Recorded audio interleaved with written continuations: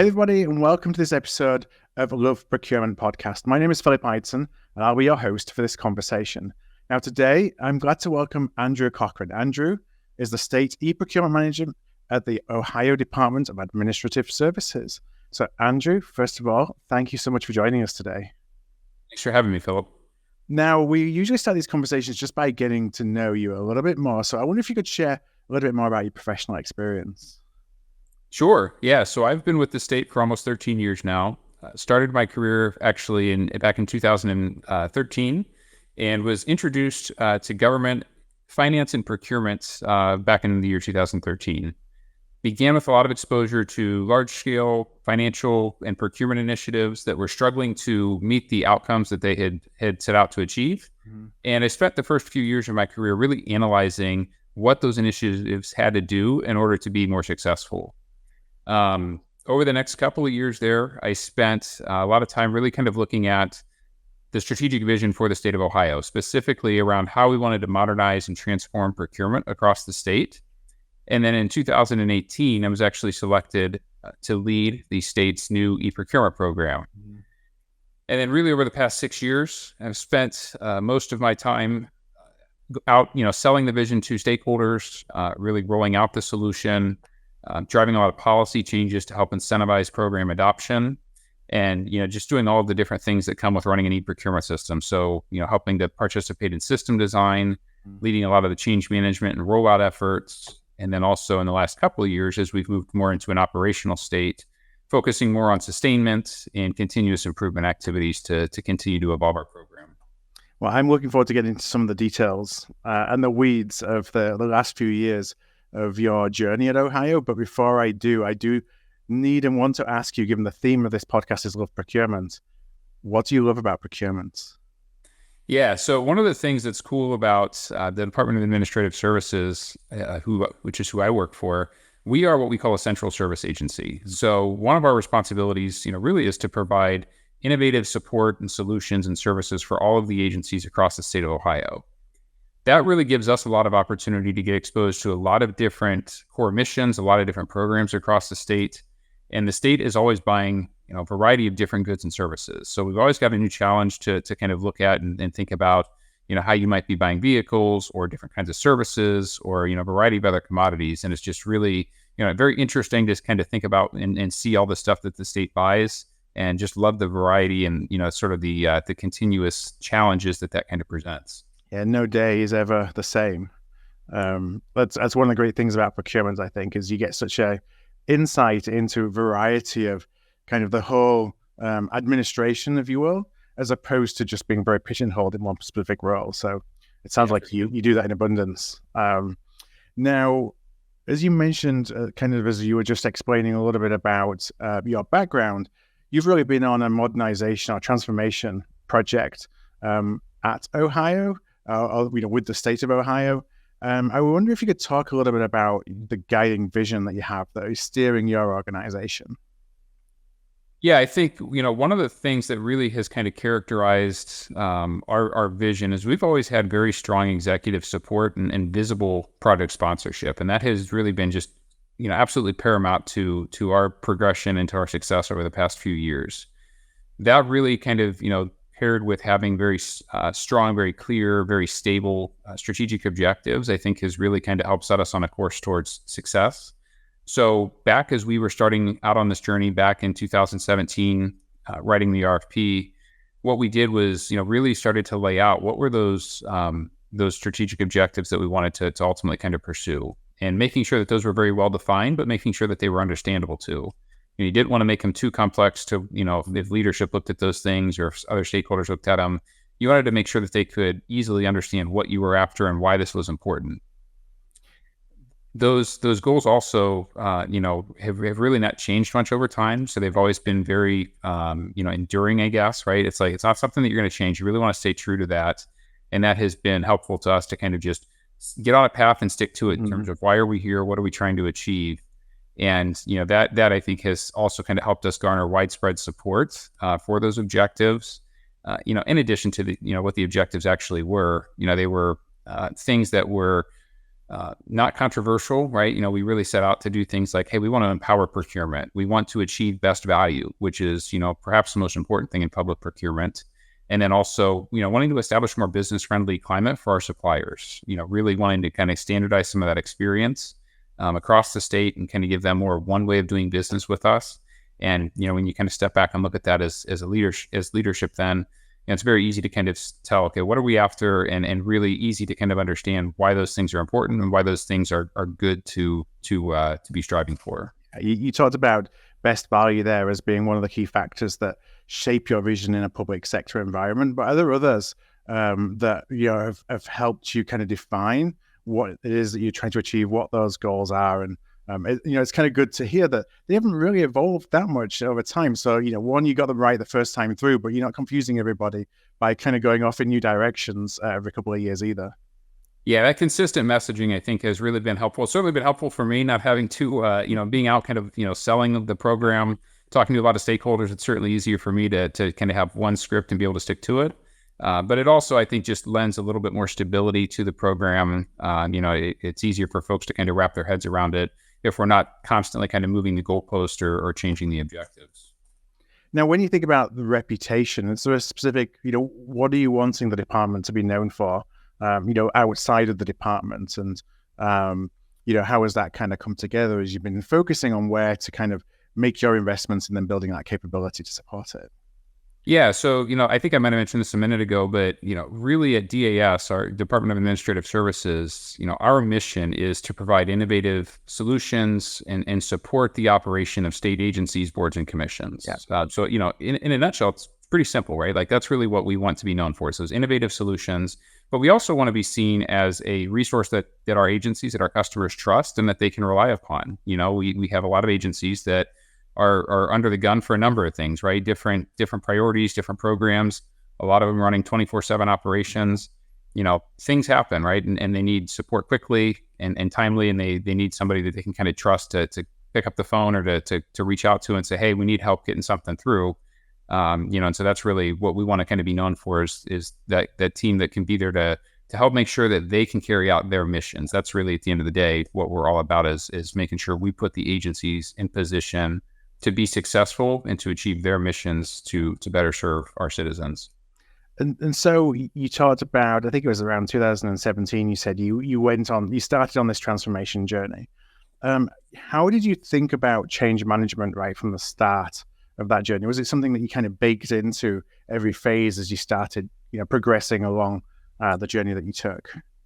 It was, yeah. Change management was there actually before the start. Mm-hmm. So we, released an RFP in 2017. And as we got into the latter part of 2017 and even into 2018, spent a number of months kind of working through those responses, doing negotiations. We brought OCM in, though, in early 2018. So about 9 months before we actually signed contracts, we had change management practitioners on the ground on our team and already starting to do the work in terms of getting to know the stakeholders, getting a feel from our customers about how are people feeling about what's coming, about the changes, what are the things we're going to have to watch out for, just starting to kind of get a feel for the ecosystem, the environment as a whole, and kind of figuring out what's our sponsor have to be doing.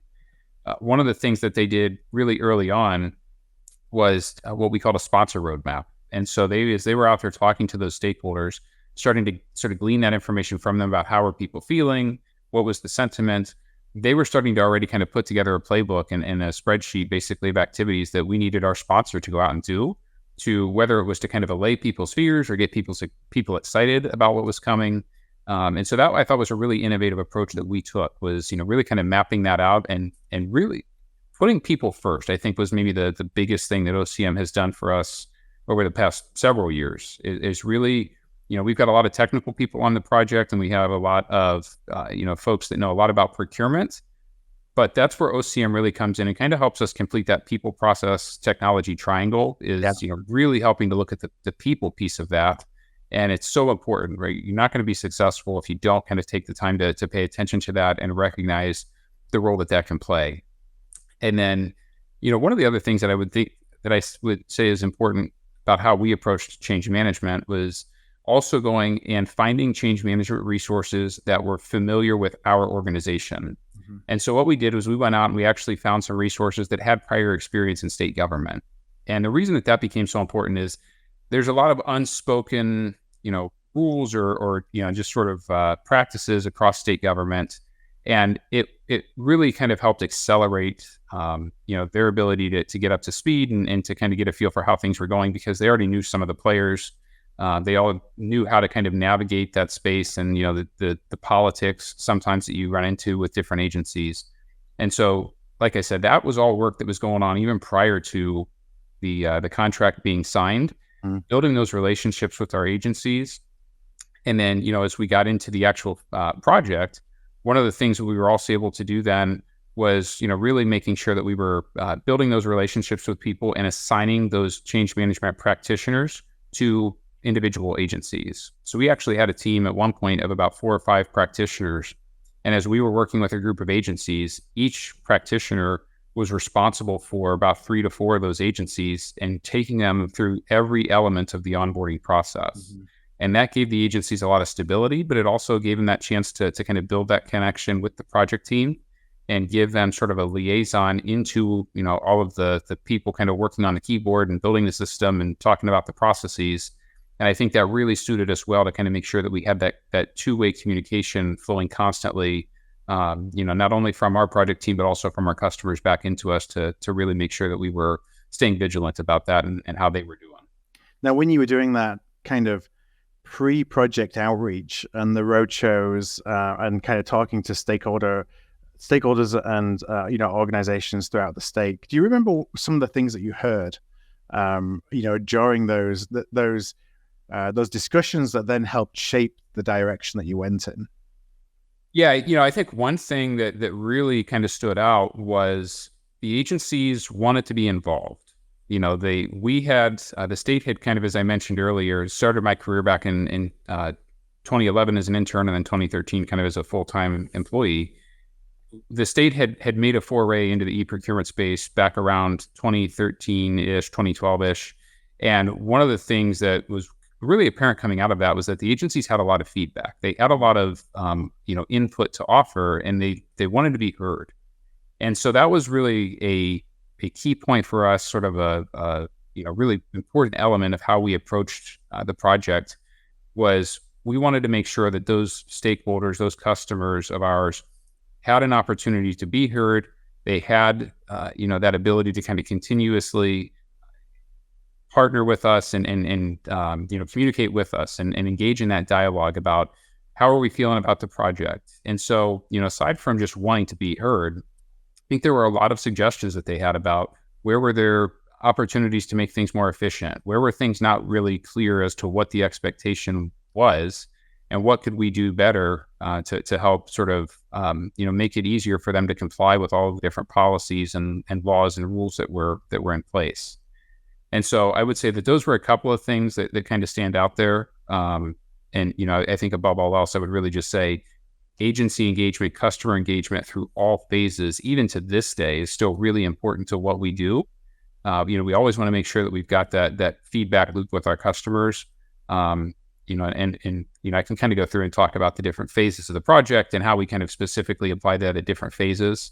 But it was really something that, we have stayed true to over the last 6 years here, and it's served us very well. Did you find that those conversations then helped get buy-in with the agencies, but also that they felt vested in the success of what you were doing, as opposed to, sometimes you can enter into these kind of transformation programs and it's a little bit us versus them. And obviously that doesn't necessarily lay the groundwork for a successful change management program. Yeah, you're right. We did find that.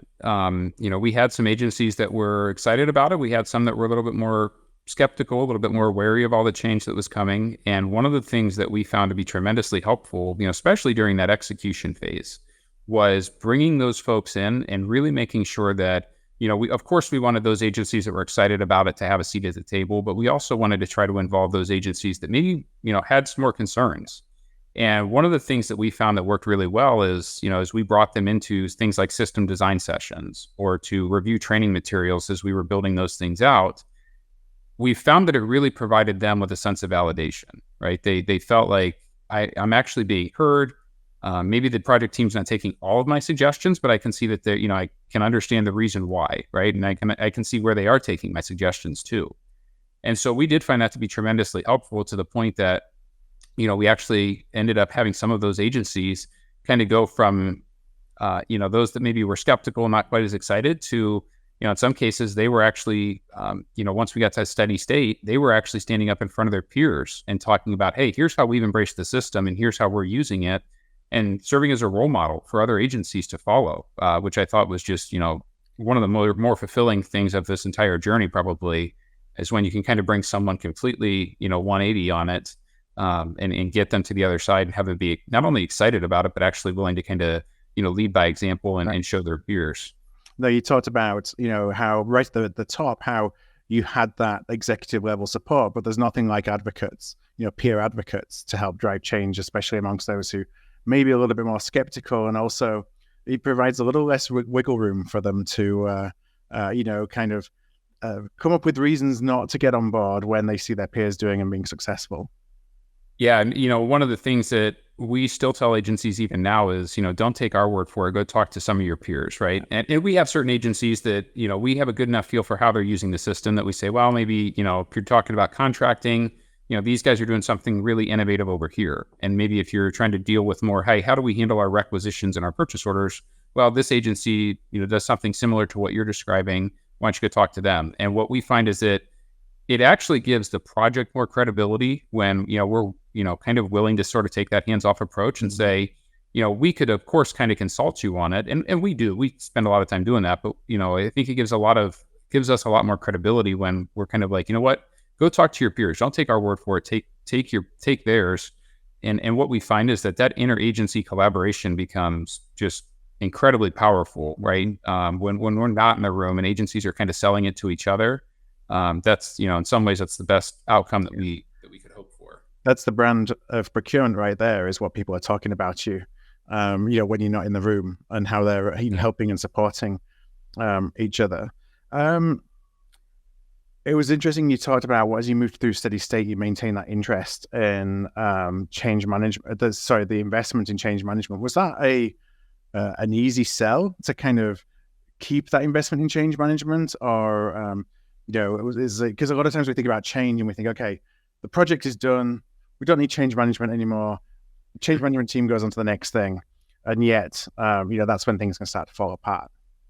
Yeah, it's interesting. One of my colleagues who runs an eProcurement system in another state, we were at a conference last year, and he made a comment to the effect of, as soon as you stop changing, or as soon as you start kind of taking a breath and thinking, poof, we're done, you're falling behind. Mm-hmm. And that is kind of the way that we've always approached it. I thought he encapsulated it, or sort of characterized it well.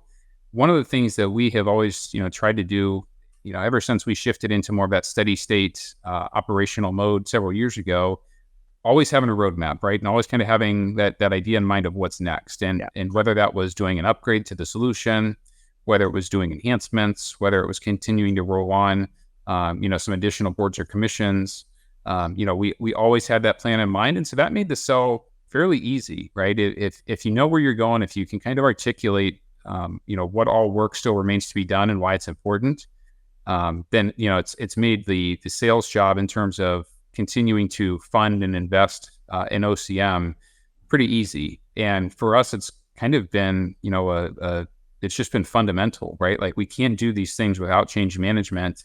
And so if we have to maybe forego doing some additional enhancements, or kind of upgrading the functionality, because we know that onboarding some remaining boards and commissions is more important, and we know that having a good experience onboarding is paramount, then that kind of stuff makes it pretty easy to really kind of make sure that OCM and those resources sort of stay at the forefront of your mind, and make sure that you're not cutting those short. Yeah. How do you prioritize changes or upgrades, or kind of, as you're thinking about your digital roadmap? Is that something that's driven by policy and policy changes? Is it something that's being driven by, feedback from the field, from the agencies? Like, how do you think about that? Yeah, as far as upgrades go, in this day and age, I think it's something that kind of comes with the territory. What we have tried to always do is, again, keeping those agencies and our business owners very close to the project and keeping them engaged in terms of, hey, here's the new functionality that's coming. But also one of the things that we do is every month we have a sustainment meeting. And every month agencies send their representatives, the Central Procurement Office sends their representatives. And, we're conveying a lot of information about here's what's going on, here's maybe the enhancements that we're working on or what's coming up. But we're also really looking to leverage that as sort of an open forum and letting people kind of come forward to say, hey, I got a question. How do you do this? Or, hey, I'm struggling with something. Is there something that we could do to make the system more conducive to carrying out whatever transactions they're trying to do? And I think that has really kind of, again, building off what I said earlier about that interagency collaboration, that's really gone a long way to kind of give us insight. Hearing those agencies talk in that open forum, in that open setting, has kind of given us the ability to sit back and sort of hear what the agencies and what our customers are describing, and then kind of take that away and go off and say, all right, now, how do we go about solving for that problem or that need that they've identified? And as far as upgrades go, it's something that we're trying to get more in the habit of doing on a regular cadence. So we just did our first upgrade in 2023, looking at doing another one beginning next year. Mm-hmm. And so we're certainly excited about that. But it is something that we're trying to just get in that habit of making sure it's a normal part of operations. It's not something that you can go without. How does policy, state level policy, or even agency policy, kind of drive how you need to be thinking about, changing the abilities of the system or changing the configuration, or just kind of being generally responsive to be able to deliver on changes that are happening kind of at that state or agency level? Yeah, so policy is something that I'm really passionate about. I spent the better part of my graduate program kind of looking at public policy, my master's program, and really kind of looking at how it's developed and how it can be used and, how it can kind of really propel things forward. And spent, part of my early career also, as we were kind of defining the strategic vision, was also looking at the landscape of procurement policies and procurement laws across the state. And it was really exciting, to kind of look at that in the early days of my career and be identifying those things that a lot of our customers, a lot of our agencies really kind of galvanized around in terms of antiquated requirements or, better ways to do things. And so as we got into actually setting the vision for procurement, we were defining and sort of identifying policy changes that we wanted to see the eProcurement system kind of ultimately usher in. And so we weren't, in some ways we were actually looking at how can the technology help drive changes in policy? And, one of probably the shining example of that was, in Ohio, we have some unique requirements around our agencies that procure stuff outside of the Central Procurement Office. So, if they don't come through our Central Procurement Office and buy off of one of our contracts, there are some different different requirements that they have to comply with. They have to go and actually, in some cases, even get approval from the legislature to make those purchases. Mm-hmm. And so one of the things that we had identified years ago was, boy, wouldn't it be great if we could have an e-procurement system where we can start to address maybe some of the reasons that requirement is even in place, right? I think some of the intent there is we want to make sure that people are spending the state money, the taxpayer dollar, the right way, right? We want to make sure procurements are being done competitively, transparently, ethically, all of that kind of stuff. And so one of the things that we identified years ago was, boy, if we could just have the system, be smart enough to kind of recognize what needs to be done and sort of control how people do procurements, how our agencies do those procurements, to let the stakeholders kind of rest assured that, hey, we are making sure that these procurements are being done transparently and ethically and all of that kind of stuff. And we got to the point here, actually just within the last year, where that finally came to fruition. So, it was better part of probably 10 years or more, kind of as a, really thinking about that vision, navigating all of those different challenges, the politics of it. And, we finally got to a point here just last year where we were able to actually see that come to fruition. And, actually finally implementing a few other minor tweaks to the system to kind of address those remaining concerns. And, by now what we've been able to do is give our agencies a path forward to where they don't have to go get some of those same approvals, but those procurements are being conducted in a transparent, publicly, accessible manner, right? The solicitations, the contracts are all out there publicly for anyone to see what's going on, how the state is using those resources.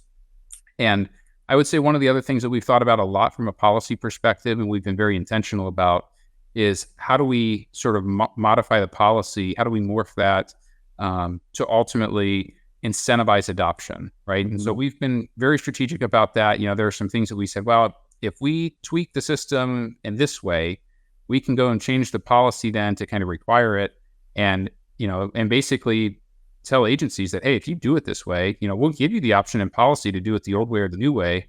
But if you do it the new way, here's the benefit, right? And we were able to remove some subsequent requirements then that they had to go out and follow. And I would say that is it has been successful. We still see agencies kind of continuing to increase their usage in some of those different capacities, but it has really been really rewarding to watch some of those policy changes kind of have the intended effect of not only making government more efficient and more effective, but also helping to incentivize adoption of the system and help just continue to drive the return on investment that the state can realize from the eProcurement solution. Then you're using technology to drive best practices throughout the agencies, ultimately. And yes, there's the people side and there's the process side and change management, as we've talked about, but technology is an enabler of those best practices. You talked a little bit about user experience and how important was that when you were thinking about building the capabilities that you have built, but driving adoption? Was that a key part of that? Yeah, the user experience was paramount. You can build the most sophisticated system, but if it's too hard to use or if it doesn't just kind of mesh with how people expect it to work, it's going to be really difficult to drive adoption. And so one of the things, just for reference, we've got 10,000, a little more than 10,000 users, just state users that are set up in our eProcurement system, and so we have a ton of expectations to manage. And it's very hard, right? Of course, you can't cater to all 10,000 individual opinions, but that's where things like the sustainment meetings that I mentioned earlier kind of come into play, giving the agencies that path to that avenue to always kind of come in and suggest solutions or suggest enhancements, talk about it with their peers in that open forum, really kind of gives us an opportunity to help drive towards consensus, right? Mm-hmm. So maybe two agencies are having a similar issue, but they've got two very different ways of thinking about it in terms of how to solve it. So forums like that, we have a steering committee that meets every month too. Those different types of groups are really powerful in terms of helping us kind of drive towards a consensus about maybe we can't get you 100% of what we want, but if we can get 3 or 4 agencies 80% or 90% of what they want, is that good enough to kind of keep moving forward? And generally, the answer is yeah. Of course, you're going to have some times where somebody needs something a specific way for a good reason. And, we deal with those things too as they come up. But like I mentioned, really having that customer agency support, that buy-in, that relationship with them has always served us well and something that we're, really committed to continuing, as we move forward here. Mm-hmm. Now, I know, Andrew, it's about time to start wrapping up, but we always kind of end these conversations by asking one last question, which is really finishing by asking you to share the love and share a little bit of advice that you'd want to leave listeners with, just based on the journey that you've been and some of those really high impact activities that you've taken as you've been on your journey. Yeah, I think it really kind of boils down to a couple of main points for me. I will say that leading procurement transformation or modernization efforts is tough work. It is not for the faint of heart. There's going to be ups and downs. Yeah. Prepare yourself for that mentally. I would say to kind of prepare for that, having that executive buy-in, I think is absolutely critical. Make sure that you've got that buy-in, that support. They have got to be your champion. Mm-hmm. And I would also say, when those challenges arise, we talked earlier about those strategic objectives and being able to articulate those and also making sure that they stay fairly stable over time. I think that has been really important. Use those things to guide your decision-making in those tough times, right? Always kind of keep the big picture in mind, I think has served us well and I think would really help anyone else going through a journey like this. And then last but not least, as far as change management goes, I would just kind of say, appreciate the importance of it, appreciate the value of change management. And I would also say one of the things that we had learned through this journey was it's not always about eliminating resistance entirely. In fact, I would also probably go so far as to say it's not healthy. It's not realistic, and it's certainly probably not healthy either to go into it with that attitude. You are certainly trying to minimize it. You certainly want to kind of recognize where the resistance might be and try to break that down as much as possible through collaboration and things like that. But I would also say, at least a lesson learned for me coming into this was, you just kind of root out the resistance. And so that's true to some extent, but again, not necessarily focusing on trying to outright eliminate it. Really try to figure out how to manage it instead. I think is a much better way to kind of go about it. Some great pieces of advice there. I think that really apply to a lot of transformation in the procurement space, and really, as you've talked about with your journey, it's an ongoing. It's not a single. This is a transformation that has a beginning, a middle, and an end. It's really kind of ongoing, and you continue to now look forward to, okay, what do we do next, and how can we continue to improve the way that we support the state government and all the agencies within state government. So, Andrew, thank you so much. The last question we always ask is, if somebody's listening to this, they're going on their own journey, they're interested in learning a little bit more about the ups and the downs, where would be the best place for them to find you? Yeah, so our website is pretty simple. It's procure.ohio.gov. We've got a ton of information out there about, whether you're a prospective supplier, whether you're an agency kind of leading a transformation like this, a ton of information out there. And then I'm also, available on LinkedIn. So would love to connect with anybody, especially in the government space that might be going through a similar journey. Always happy to share stories, be a sounding board. It's one of the things that very early in my career, I was able to kind of, talk to some other states and really learn a lot about. And so very passionate about trying to return the favor and pay it forward. Well, with that, Andrew, I want to thank you one last time for joining us on the Love Procurement podcast. It's been a pleasure.